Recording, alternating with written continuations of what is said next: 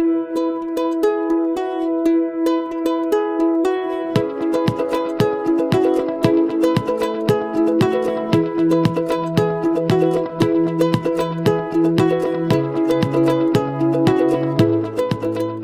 letzten Video haben wir uns den Kauf einer Immobilie aus Eigennutzersicht angeschaut.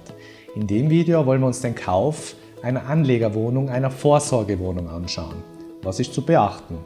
Für den Anleger ist natürlich die Rendite relevant. Welche Verzinsung erhalte ich, wenn ich eine Immobilie kaufe?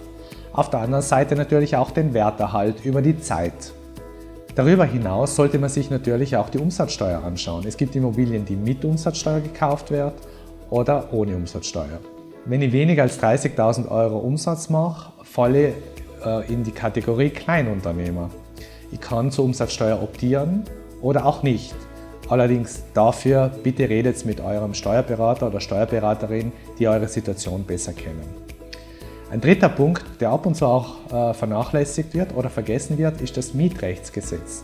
Das Mietrechtsgesetz hat einen wesentlichen Einfluss über die Höhe der Miete, die ihr fordern könnt.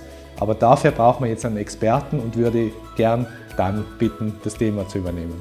Ja, ob eine Immobilie dem Mietrechtsgesetz unterliegt, muss man ganz genau prüfen. Es gibt da 3 Kategorien, das ist die Teilanwendung, die Vollanwendung und die Vollausnahme. Und je nachdem, in welche Kategorie die Wohnung oder die Immobilie im Allgemeinen fällt, hat es ganz konkrete Auswirkungen auf den Mietvertrag, den ich erstellen kann, insbesondere auf den Mietzins, den ich verlangen kann. Im Vollanwendungsbereich ist der ziemlich genau geregelt und im Teilanwendungsbereich und in der Vollausnahme frei vereinbar eigentlich.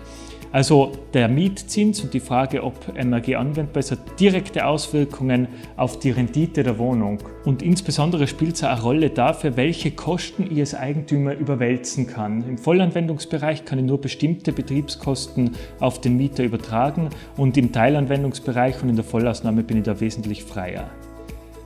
Wenn euch das Video gefallen hat, gebt uns ein Like und abonniert den Kanal.